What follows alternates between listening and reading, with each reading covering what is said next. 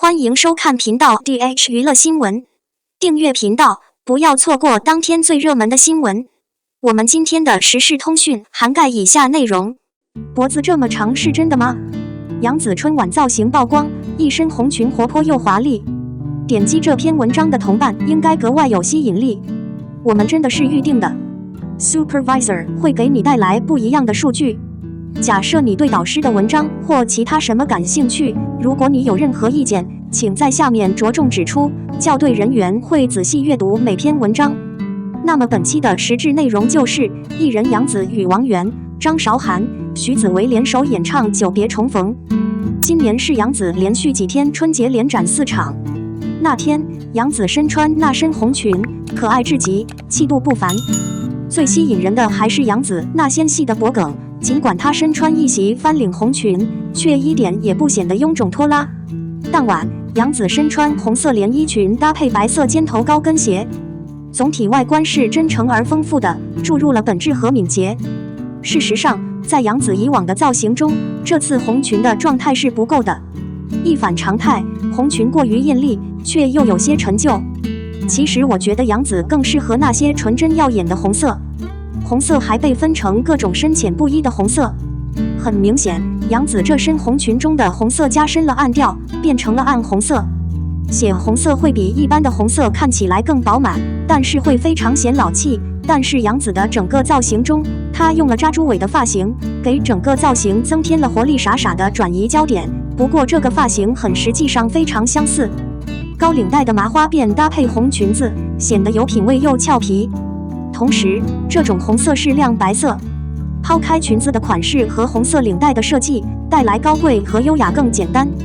对于杨紫的身材，大部分网友都表示不屑，但其实杨紫同样有着不错的身材优势，也就是说，她的脖子特别纤细。对于脖子比较小的人来说，这样的翻领设计实在是太麻烦了。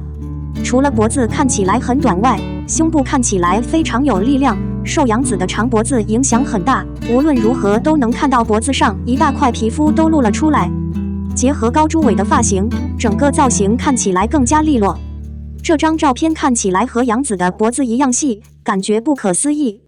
因此，杨紫纤细的脖子特别适合穿高领、翻领或不同小领口的服装和裙子。从这张照片中，你可以将它与其他人和杨紫进行对比。看得出来，杨紫的脖子真的很细，给人一种天鹅颈的感觉。细细的脖子也让整个人看起来非常的敏感和端庄。身材虽然凡人，却同样享受着超棒的福利。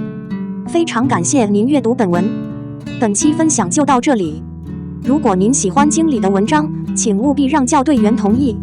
主管在接受了大家的亲切慰问后，便准备开始工作了，继续给予每个人都坚持使用不同的提神物质。美女云集，坐等什么？02肖战玉骨遥将在韩国播出，在国内却未通过审核，停播。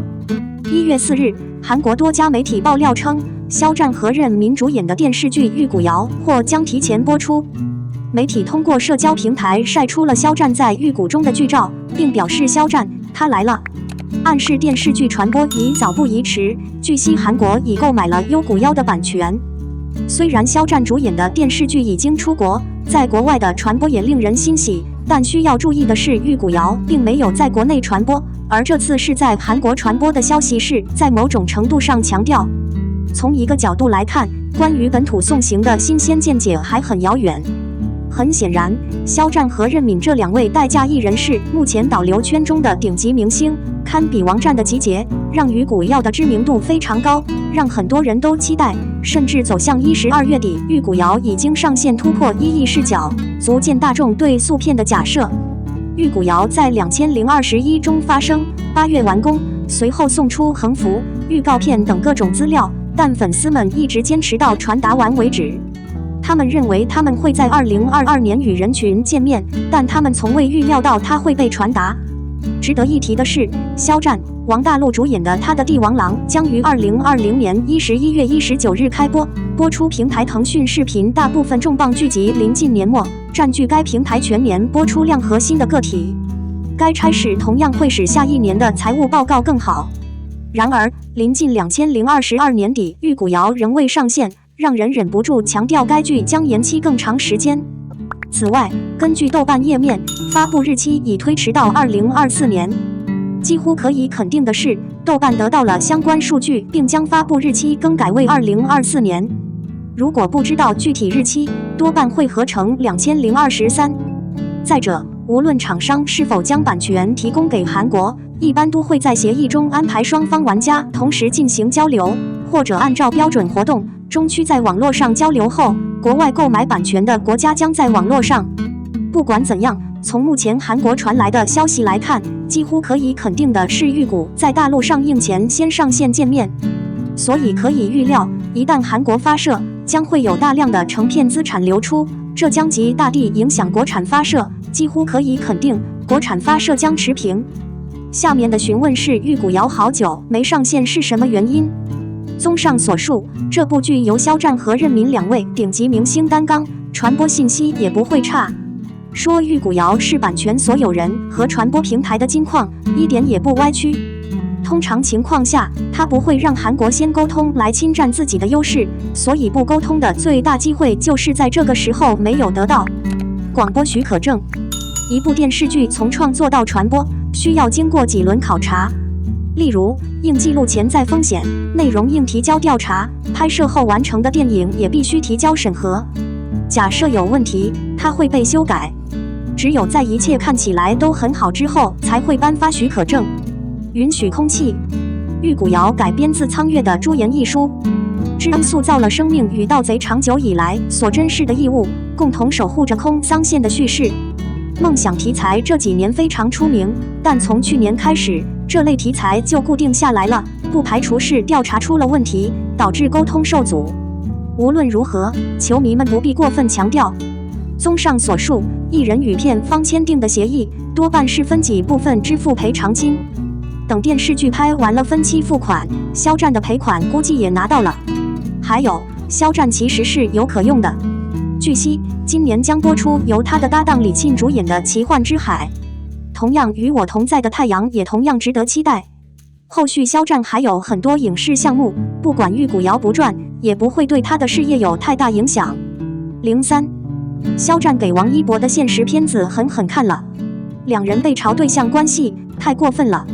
近日，一篇名为《肖战为王一博宣传片的博文神秘出现在网络上，这个点结合了肖战和王一博的2部电影。通常，它会出现在热门搜索列表中，并开始热烈讨论。值得关注的是，在话题下，不少人诋毁肖战和王一博是文章，并且出人意料地逼迫肖战发文为王一博宣传电影《无名之辈》，走得太远，有节制地玩特技。据了解，在没有肖战信息的情况下，网络上出现了肖战为王一博宣传电影《无名之辈》的热搜点。我承认很多人都被他吸引了，回头想想，这是不对的。这件事是一个创造。不正常的是，观点中的绝大部分内容并不是为了反驳一些八卦和对自己的关注，而是感谢对象肖战。这从哪里开始？真是一时想不明白。对于肖战来说，《陈情令》无疑是一部艺术品，但它早已过去。艺人有自己的风格，不应该被束缚，尤其是因为嘲讽的意义非常重大，特别容易毁掉路人的名声。剧未改，意向适中，比较题材有些夸张。2位艺人独善其身，可见一斑。肖战和王一博不会同台，基本没有交流，有一种刻意远离怀疑的感觉，这是合理的，而且异常稳定。综上所述，祝肖战艺人一切安好。这里不针对粉丝的风度，但以我个人的看法，感觉很不雅观，相信可以避而远之。显然，周到者见大度，精明者见见识。每个人都有自己的判断，所以我们应该保持理智，不要伤害别人。我们的新闻部分文此结束，欢迎把你们的想法留在评论区，大家一起讨论一下。欢迎，也别忘了帮我点个赞加关注谢谢大家。